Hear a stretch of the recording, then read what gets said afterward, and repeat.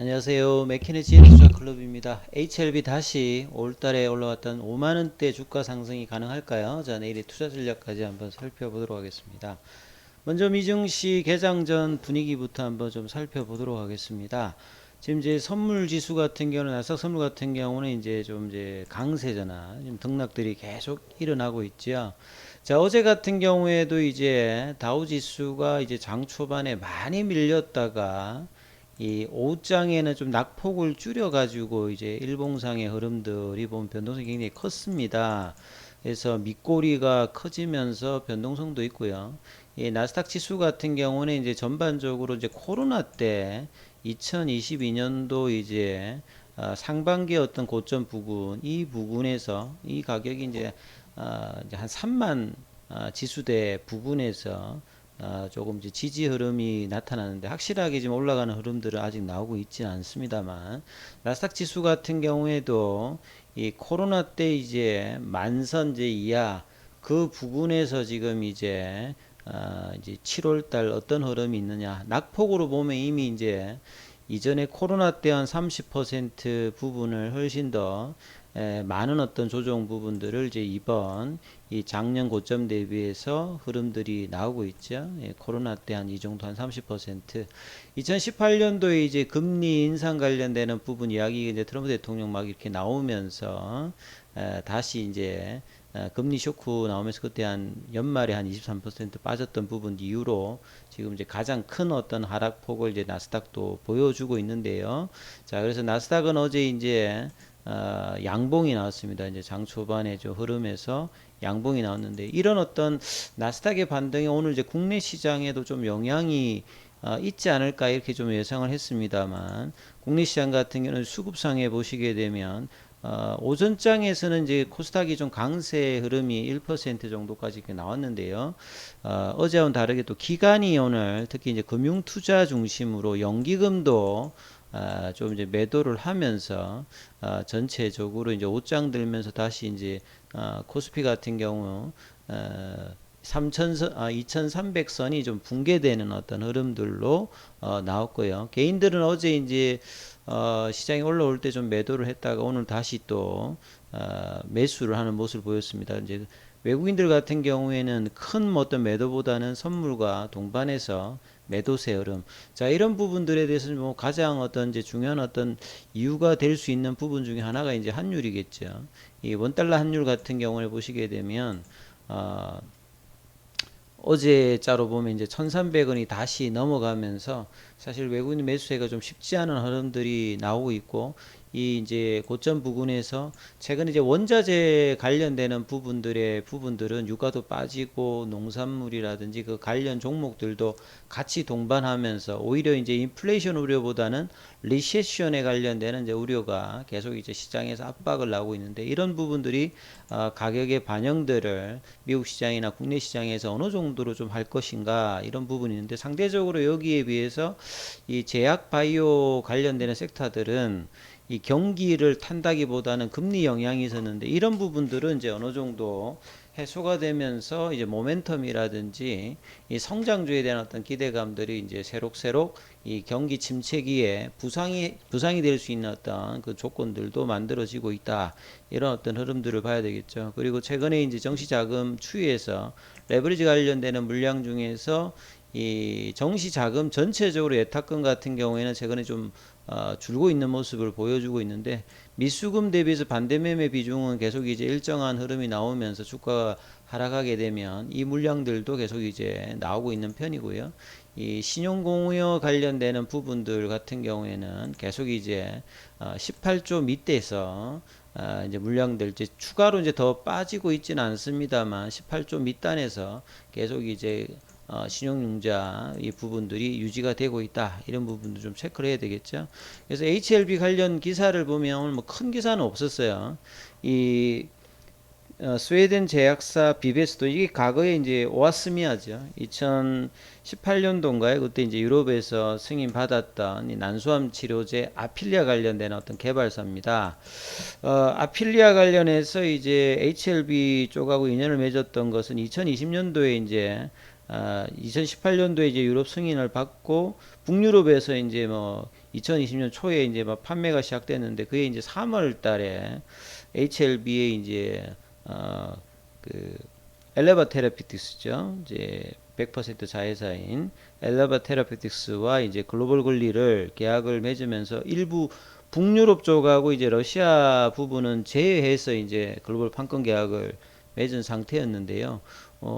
이날 이제 뭐 제목이 나왔던 보면 러시아 철수, 그러니까 러시아하고 북유럽은 이제 HLB 쪽하고는 이제 직접적인 관계가 없습니다. 그래서 관계가 없는데 최근에 이제 비베스토사의 어떤 이야기를 들어보면 러시아의 우크라이나 침공에 대해서 적대적인 어떤 지속적인 적대 행위라든지 러시아 관련된 국제 제재에 따라서 러시아에서 활동을 뭐 중단한다. 그래서 그러면 이제 뭐 이 독립 국가 및 러시아 쪽에서 아필리아 판매가 추후 공지 전까지 뭐 중단된다. 이런 어떤 이야기들이 기사가 나왔는데요.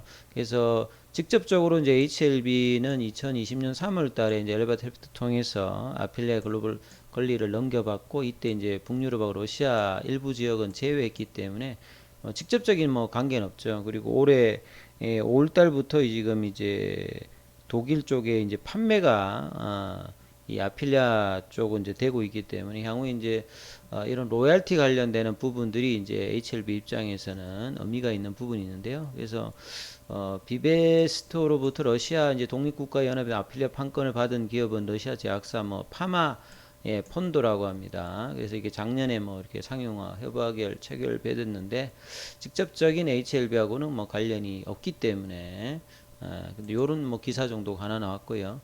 그리고 이제 뭐 HLB 글로벌 관련되는 부분들이 최근에 이제 이게 과거에 이제 넥스트 사이언스이기 때문에 최근에 이제 뭐 코로나 제약산 관련되는 부분과 원숭이 두창 이런 것들이 이제 시장에서 계속 이제 얘기되면서 바이오 헬스케어 관련되는 종목들이 진단키트라든지 요 관련주들이 강세가 미국에서는 이미 뭐 일라이 릴리라든지 이런 종목들이 이제 뭐 신고가 흐름까지 뭐 나오고 있었기 때문에 국내에서도 이런 부분들이 금리 인상단으로 최근에 좀 주춤했다가 다시 좀 뭐 셀트리온이라든지 HLB 관련되는 종목들에도 관심이 뭐 가는 어떤 구조다 이렇게 봐야 되겠죠. 그리고 이제 HLB 입장에서는 뭐 가장 중요한 부분들이 결국 이제 에스모에서 9월 달에 있는 간세포암 관련되는 부분에서 항서제약의 캄넬리주만과의 병용요법 관련되는 이 간암 1차 치료제 삼상 풀 데이터가 발표가 어떻게 될 거냐가 뭐 가장 중요하겠죠. 지금 이제 카운트다운 어떤 이제 보시게 되면 64일 남았습니다. 한 두 달 정도 조금 넘게 남았는데요. 그래서 본격적인 어떤 흐름들은 이제 여기 타임 스케줄에 보게 되면 이 8월쯤에 이제 뭐 초록 관련되는 부분 이야기들이 이제 분위기가 나올 거니까 이제 7월 달까지 이제 좀 지나고 나면 8월부터는 이뮤노믹 테라피틱스의 교무세포종 관련되는 부분의 탑라인 발표도 이제 뭐 빠르면 8월 중에 전까지는 좀 나올 가능성이 있기 때문에 이 에스모 프랑스 파리에서 벌어지는 이 부분의 어떤 모멘텀이 다시 부상되는 게 가장 뭐 시장을 압도할 수 있는 재료 중에 하나겠지요. 그래서 많은 분들이 이제 이런 부분도 질문을 하시더라고요. 5월 달에 이제 올라갔던 부분들이 이제 이 부분들은 이제 항서제약에서 상해 이제 정권 이제 거래소의 공시 관련되는 부분을 알리면서 주가가 급등했지 않습니까? 그리고 그 뒤에 이제 선양남성과 관련되는 부분이 아스코에서 나왔습니다만 추가로 상승 못하고 6월달에 시장하고 더불어서 같이 빠졌고요. 이제 6월 말부터 다시 이제 조금 이제 흐름이 나오면서 3만원대 초반까지 내려갔던 부분들이 3만원대 중반 올라오면서 이제 이 흐름을 나오고 있는데요. 결국은 이제 이 3차 이제 삼성 관련된 어떤 데이터의 1차 데이터가 사실은 이제 과거에 이제 그 부분 때문에 이제 문제가 되었다면 이번에는 굉장히 좀 뭐 통계적 유의성이 좋았기 때문에 이걸 1차 반영했다면 이번에 이제 그 9월 달에 벌어지는 에스모에서의 어떤 풀데이터가 공개되었을 때 가장 유력한 경쟁 약물인 아바스틴과 티센트릭을 압도하는 뭐 이 데이터가 2차까지 해서 나온다라고 하면 NDA 신청 가능성이 높아지면서 레보세란에 대한 어떤 재평가 어떤 기대감들이 높아지는 어떤 국면이니까 당연히 이제 주가는 그 모멘텀을 따라서 이 어떤 이제 5만 원대 부분까지는 이제 개최되기 전까지는 이런 어떤 흐름들이 나올 가능성이 높다라고 봐야 되겠죠. 그래서 이제 7월달, 8월달 시간이 이제 다만 이제 남아 있으니까 7월달, 8월달에 이 부분들을 어떻게 이제 급진적으로 반응하느냐, 천천히 반응하느냐, 요런 어떤 국면이 있는데요. 지금은 이제 거래량을 줄여서 있기 때문에 거래량이 동반되면서 어떤 흐름을 나오느냐가 가장 중요하고, 단기적으로는 지금 이제 내려오고 있는 볼린저 밴드 상단선 이 부분이 어떻게 이제 좀 터치가 되면서 이 파라볼릭자가 이제 추세 전환을 한 이름에서 이걸 지켜가면서 양봉은 어느 시점에서 이제 만들어내느냐, 요게 이제 단기적으로 가장 좀 중요한데요.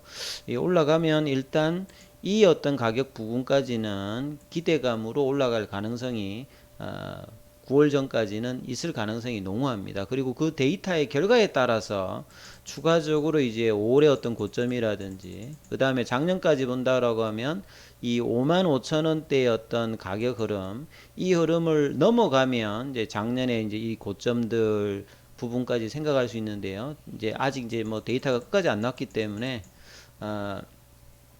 이제 에스모 전에 이 5만원대 어떤 부근 어떤 기대감들은 뭐 유효하다, 이런 부분들을 말씀드리면서 이 보유자들 같은 경우는 투자 대응을 해야 될 거고요. 그 다음에 그런 관점을 본다면 이제 이 3만원대 이 부근의 어떤 가격에서의 어떤 하회 전까지 어떤 이제 중기 모멘텀은 있으니까 이 3만원대의 어떤 이 부근에서의 어떤 주가 어떤 그 매수 전략들은 뭐 유효한 상태로서 밑단 공략들이 좀 필요해서 이런 부분들을 이제 9월 어떤 재료 모멘텀을 가지고 중기 투자 관점에 있는 것들은 시장 대비해서 투자를 해볼 만한 어떤 이 가격 구간이다, 이렇게 말씀을 드립니다. 자, 이 부분들에 좀 참조를 하시고요. 그 다음에 뭐 기타 좀 궁금하신 부분들 같은 경우에는 이 카톡으로 무료 카톡방 진행되고 있으니까요. 문자로 참여 코드 문의하시면 안내 드리고 있으니까 많은 참조 바라겠습니다. 여기까지 하겠습니다.